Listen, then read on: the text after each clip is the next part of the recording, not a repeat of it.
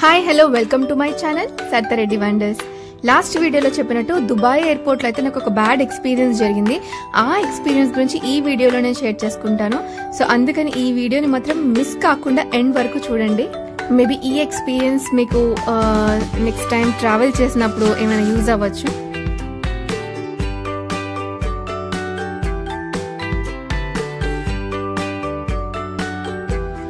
దుబాయ్లో ఫ్లైట్ అయితే ల్యాండ్ అయిపోయింది అండ్ ఇక్కడ నుంచి నేను కైరో ఎయిర్పోర్ట్కి వెళ్ళడానికి ఫ్లైట్ చూసుకోవాలన్నమాట. గేట్ ఎక్కడుందో చూసుకోవాలి.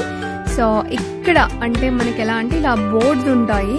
సో ఆ బోర్డ్స్ని పట్టుకుని మనం అంటే చూసుకుని ఇద్దరు కనెక్షన్స్ అని కానీ లేకపోతే ట్రాన్స్ఫర్స్ అని కానీ రాసి ఉంటాయి. సో దాన్ని బట్టి చూసుకుని వెళ్ళిపోతూ ఉండడమే. ఇక్కడ అంటే దుబాయ్ ఎయిర్పోర్ట్ చాలా పెద్ద ఎయిర్పోర్ట్ అనమాట. సో అందుకని మనకి ఫస్ట్ టైం వెళ్ళే వాళ్ళకి కొంచెం కన్ఫ్యూజింగ్గా ఉంటుంది. బట్ భయపడాల్సింది ఏం లేదు. జస్ట్ దట్ ఆ కనెక్షన్స్ బోర్డ్ చూసుకుంటూ అండ్ మన గేట్ నెంబర్ చూసుకుంటూ వెళ్ళిపోవడమే.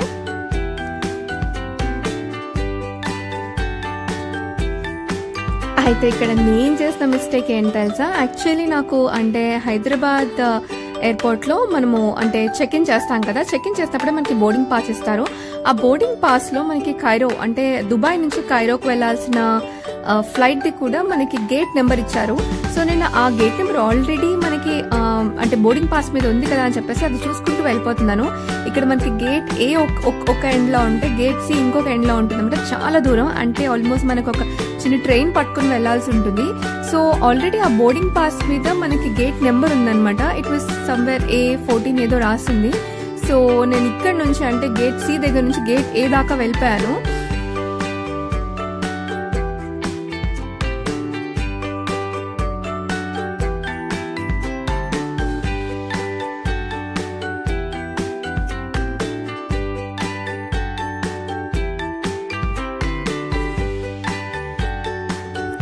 నాకు దుబాయ్లో హాల్ టైం 2 hours. ఆ 2 hours కూడా 2 hours టైం ఉంది కదా ఏం చేస్తానులే అని చెప్పేసి హాయిగా మెల్లిగా వీడియోలు తీసుకుంటూ ఆడుతూ పాడుతూ అన్ని చూసుకుంటూ వెళ్ళాను. అంటే ఇట్స్ బీన్ వెరీ లాంగ్ కదా నేను దుబాయ్ ఎయిర్పోర్ట్కి వెళ్ళి. సో అన్ని చూసుకుంటూ ఇలా వీడియోలు తీసుకుంటూ వెళ్ళాను. తీరా వెళ్ళిన తర్వాత అంటే నేను ట్రైన్ కూడా ఎక్కేసాను. ట్రైన్ కూడా ఎక్కి అక్కడికి వెళ్ళిన తర్వాత రియలైజ్ అయింది ఏంటంటే గేట్ నెంబర్ చేంజ్ అయింది. అప్పటికి నాకు హార్డ్లీ ఒక 15 minutes కూడా లేదంటే లెస్ దాన్ 15 minutes ఉందన్నమాట బోర్డింగ్కి కాదు, ఆల్మోస్ట్ బోర్డింగ్ క్లోజ్ అవ్వడానికి లెస్ దాన్ 15 minutes ఉంది. సో ఇంకా గేట్ ఏ దగ్గర నుంచి గేట్ సి దాకా పరిగెత్తడానికి నేను పరిగెత్తూనే వెళ్ళాను. సో అది అట్ లాస్ట్ ఫైనల్ కాల్ వచ్చినప్పుడు నేను అంటే ఫ్లైట్ని అయితే అందుకున్నాను. జస్ట్లో మిస్ అయిపోయేది ఫ్లైట్. లక్కీగా నాకు అంటే పట్టుకున్నాను ఫ్లైట్ని అయితే ఎలానో క్యాచ్ చేయగలిగాను. సో ఇలాంటి తప్పు మీరు చేయకండి. సో ఎక్కడికి వెళ్ళినా కూడా మీరు జస్ట్ ఎన్ష్యూర్ దాట్ మీరు ఫస్ట్ ఫ్లైట్ అంటే ఎస్పెషల్లీ కనెక్టింగ్ ఫ్లైట్స్ ఉన్నప్పుడు ఫస్ట్ ఫ్లైట్ దిగిన వెంటనే ఒక్కసారి గేట్ నెంబర్ చెక్ చేసుకుని ఆ తర్వాత వెళ్ళండి.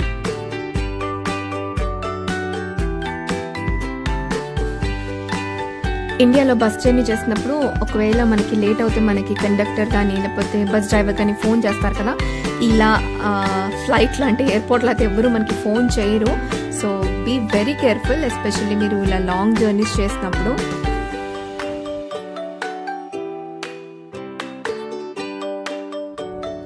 చూసారు కదా ఫైనల్ కాల్ వచ్చినప్పుడు వెళ్ళాను. కొంచెం అయితే ఫ్లైట్ అయితే మిస్ అయిపోయేది. లక్కీగా నేను ఫ్లైట్ని క్యాచ్ చేయగలిగాను. నేను చేసిన తప్పైతే మీరు ఎవ్వరూ చేయకండి. సో అక్కడ నుంచి ఇక్కడ దాకా పరిగెత్తుకుంటూ వచ్చేటప్పటికి నాకు చెమటలు అయితే పట్టేశాయి. ఇదే మన నెక్స్ట్ ఫ్లైట్. సో ఫ్లైట్ ఎక్కిన తర్వాత మన ముందు ఒక స్క్రీన్ ఉంటుందన్నమాట. ఆ స్క్రీన్లో అయితే ఇలా అంతా డిస్ప్లే అవుతూ ఉంటుంది. లైక్ మనం ల్యాండ్ అయింది చూడొచ్చు, మనం అంటే పైన ట్రావెల్ చేసేటప్పుడు ఫ్లైట్ ఎక్కడుంది అన్నీ కనిపిస్తుంటాయి మన ముందున్న స్క్రీన్లో. సో ఇదే కాకుండా మనకి మూవీస్ కూడా ఉంటాయి. సో ఇష్టం ఉన్న వాళ్ళైతే మూవీస్ కూడా చూడవచ్చు. లైక్ ఎమిరేట్స్ ఫ్లైట్లో అయితే ఇది ఉంది, కానీ గల్ఫ్ ఎయిర్లో అంటే నేను నెక్స్ట్ టైం వెళ్ళినప్పుడు గల్ఫ్లో వెళ్ళాను. అందులో ఆప్షన్ లేదు. లైక్ మనకి ఎయిర్ ఇంటర్నెట్ అయితే ఫ్రీగా ఉంటుంది, బట్ మన మొబైల్లోనే కనెక్ట్ చేసుకుని చూడాలి. అట్ లాస్ట్ ఫ్లైట్ అయితే ఎక్కేసాను. ఫ్లైట్ ఎక్కిన తర్వాత ఇంకో వింత ఎక్స్పీరియన్స్ నాకు అంటే చెక్ ఇన్ చేయడానికి టైం దొరకలేదు, ఆన్లైన్ చెక్ ఇన్. సో నాకు వాళ్ళు ఏ సీట్ ఇస్తే మనం ఆ సీట్ తీసుకోవాలన్నమాట.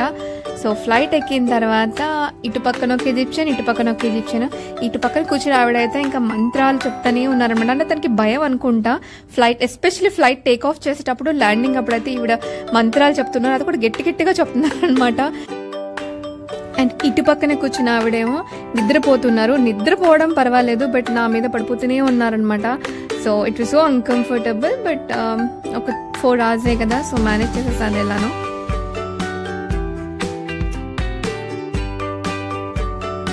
ఇంట్లో ఉంటేనే మనం చాలా లిమిటెడ్గా మూవీస్ చూస్తాము, బట్ ఇక్కడ ఏదో పిచ్చి మీ వస్తే చూసాను కొంచెం సేపు, కానీ మళ్ళీ బోర్ పట్టింది. మళ్ళీ అందుకని తర్వాత ఫ్లైట్ని ఫాలో అవుతూ ఉన్నాను.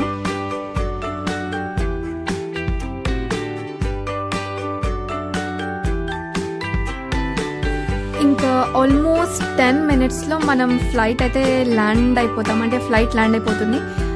మనం కైరో అయితే రీచ్ అయిపోతాము. వచ్చేసాము కైరోకి. అండ్ ఇక్కడి అంటే ఎయిర్పోర్ట్కి నన్ను పికప్ చేసుకోవడానికి ఒక పర్సన్ని అరేంజ్ చేశారనమాట. సో అక్కడి నుంచి హోటల్కి అయితే వెళ్ళిపోయాను. ఫ్లైట్ దిగిన తర్వాత ఇలా మనం బయటకు వస్తూ ఉంటే చాలా మంది ఇలా బోర్డ్స్ పట్టుకుని ఉంటారు. సో లైక్ మన కోసం పికప్ చేసుకునే వాళ్ళు అంటే ఎవరైనా వస్తే ఇక్కడ చూసుకోవచ్చు. ఫస్ట్ అయితే మనకి దిగిన తర్వాత ఇలా ఫస్ట్ చెక్ ఇన్ చేస్తాం, అంటే బ్యాగ్స్ అన్ని చెక్ చేస్తారు. చెక్ చేసిన వెంటనే మనకి ఏమంటారు లైక్ ఇమిగ్రేషన్ ఉంటుందన్నమాట. అది క్లియర్ చేసిన తర్వాతనే లోపలికి వెళ్ళి మనము బ్యాగేజ్ని కలెక్ట్ చేసుకోవచ్చు.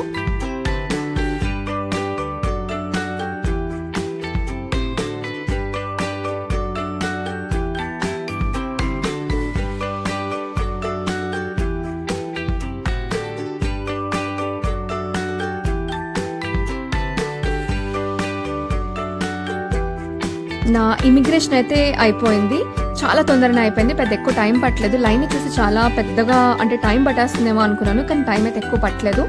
ఇమిగ్రేషన్ అయిపోయిన తర్వాత మనం ఇలా అంటే బ్యాగ్స్ కలెక్ట్ చేసుకోవడానికి బ్యాగేజ్ కలెక్ట్ చేసుకోవడానికి రావాలన్నమాట.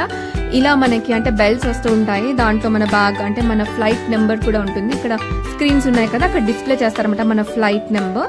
సో ఆ ఫ్లైట్ నెంబర్ చూసుకుని ఆ బెల్ట్ మీద మనం బ్యాగ్ని చెక్ చేసుకోవాలి. ఇట్ ఆల్మోస్ట్ లైక్ 15-20 minutes అయితే టైం పట్టింది నాకు. సో బ్యాగ్స్ అన్ని ఇలా ఒక్కొక్కటి వస్తూ ఉంటాయి. అది వచ్చిన తర్వాత మనది కలెక్ట్ చేసుకుని వెళ్ళిపోవడమే.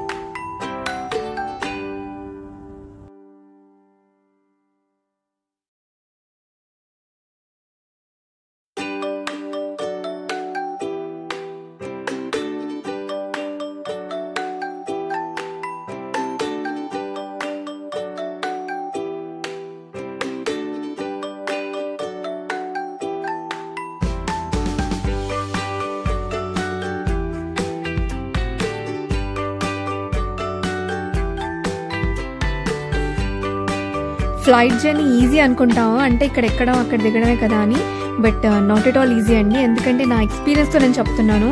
ఎన్నిసార్లు సెక్యూరిటీ చెక్స్ ఉంటాయంటే మనకి అంటే హైదరాబాద్ ఎస్పెషల్లీ కనెక్టింగ్ ఫ్లైట్ ఉన్నప్పుడు హైదరాబాద్లో ఒకసారి చెక్ ఇన్, మళ్ళీ ఎక్కడికి మనకి హాల్ట్ ఉంటుందో అక్కడ ఒకసారి చెకింగ్ చేస్తారు, మళ్ళీ దిగిన తర్వాత చెకింగ్ చేస్తారు. మన బ్యాగ్స్, మన షూస్, మన బెల్ట్, ఒకవేళ మనం బెల్ట్ పెట్టుకుంటే అన్ని తీసి వాళ్ళు ఈచ్ అండ్ ఎవ్రీథింగ్ చెకింగ్ చేసి పంపిస్తారు. So it's very hard. And especially మనం ఫ్లైట్ దిగిన తర్వాత ఎంత టైర్ అయిపోతామంటే అంత టైర్ అయిపోతాము. అమ్మయ్య, ఫ్లైట్ జర్నీ అయితే అయిపోయింది. ఆల్మోస్ట్ నేను కైరో ఎయిర్పోర్ట్ బయటకైతే వచ్చేసాను. అండ్ ఇంకా కార్ కూడా నా కోసం వచ్చేసింది. And I'm going to hotel నా.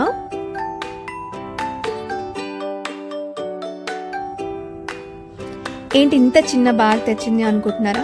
నేను ఫస్ట్ టైం వచ్చినప్పుడు ఓన్లీ 1 week కోసం వచ్చాను కదా, సో ఎక్కువగా అయితే లగేజ్ తెచ్చుకోలేదు. ఒక చిన్న బ్యాగ్లో మేబీ ఒక 5 or 6 dresses, not more than that. ఎందుకంటే అనవసరంగా లగేజ్ మోసుకుని వెళ్ళడం ఎందుకు అని చెప్పేసి ఎక్కువగా అయితే తెచ్చుకోలేదు. I'm on my way to the hotel.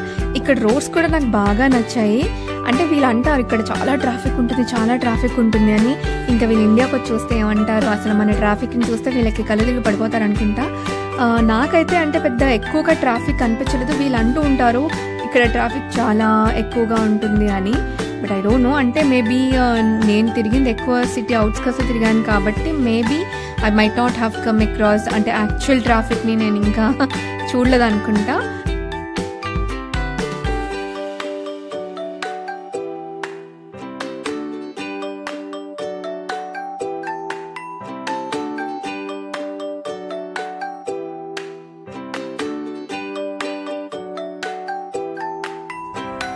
First time తెలియని కంట్రీకి వెళ్తే డెఫినెట్గా మనకి భయం వేస్తుంది. అట్లీస్ట్ సింగిల్గా వెళ్ళినప్పుడు అయితే ఇంకా ఎక్కువ భయం వేస్తుంది. అంటే మనతో పాటు ఇంకెవరైనా ఉంటే అంతగా ఎక్కువగా ఏమనిపించదు. బట్ లక్కీగా నాకేంటంటే నా కోసం ఒక పర్సన్ ఉన్నారనమాట. సో నాకేం పెద్దగా భయం అనిపించలేదు. ఎక్కడికి వెళ్ళినా కూడా తనతో వెళ్ళేదాన్ని. ఎస్పెషల్లీ అంటే ఇక్కడ అందరు కూడా అరబిక్ మాట్లాడతారు అండ్ ఇంగ్లీష్ చాలా తక్కువ మందికి వస్తుందన్నమాట. అండ్ మనకు వచ్చింది ఓన్లీ ఇంగ్లీష్. హిందీ కూడా అర్థం కాదు. ఐ థాట్ ఇనీషియల్గా నేను వీళ్ళకి హిందీ అర్థం అవుతుంది అనుకున్నాను. బట్ హిందీ కూడా ఎవరికి రాదు, ఓన్లీ అరబిక్ అనమాట.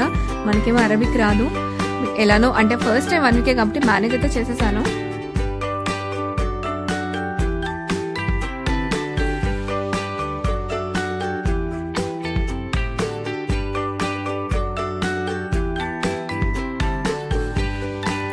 హోటల్కి కూడా వచ్చేసాను. కొంచెం రిలాక్స్ అయిపోయి అంటే కొంచెం ఫ్రెష్ అప్ అయిపోయి ఒక హాఫ్ అన్ అవర్ అలా రిలాక్స్ అయ్యి ఆ తర్వాత బయటకి ఎట్టైనా తినడానికి వెళ్దాము అని అనుకుంటున్నాను. సో ఇదే నా హోటల్ రూమ్. హోటల్ రూమ్ అయితే నాకు చాలా నచ్చింది. ఇట్ హ్యాస్ ఎ కిచెన్, అంటే స్మాల్ కిచెన్ ఉంది. మనం ఏమైనా వండుకోవాలంటే వండుకోవచ్చు. బట్ నేనైతే ఏం వండుకోలేదు, అన్నీ ఆర్డర్ చేసుకునే తిన్నాను మ్యాక్సిమమ్.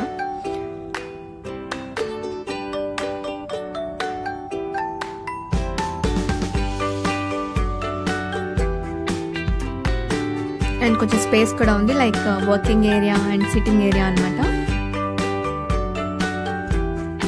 అండ్ ఒక లాకర్ కూడా ఇచ్చారు, లైక్ మన ఏదైనా వాల్యుబుల్స్ ఉంటే అందులో మనం పెట్టుకుని అంటే బయటకు వెళ్ళినప్పుడు ఎస్పెషల్ అందులో పెట్టుకుని వెళ్ళొచ్చు అనమాట.